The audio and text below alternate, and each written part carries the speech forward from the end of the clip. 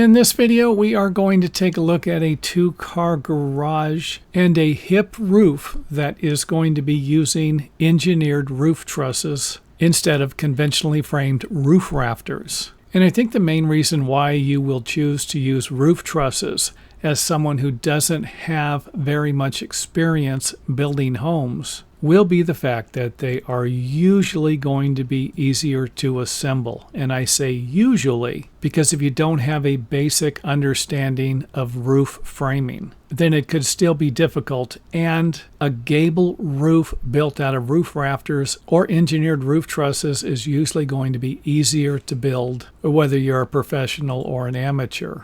And I think the two biggest concerns for most people will be cost and difficulty of assembly. For example, how difficult is this going to be for you to build this? And if you have no clue, you have no idea, you're not going to know how to line everything up, then you're also not going to know if the truss company prefabricated all of the materials correctly. I've also ran into that problem where I've had to modify the truss components to make them work. So don't ever assume that your truss company is going to make everything perfect and you won't have to make any adjustments. Another reason why a gable roof might be a better choice, and I also have to say when I say might be a better choice, this is probably the reason why you rarely see hip roofs being built in the first place, unless it's someone who has experience building it.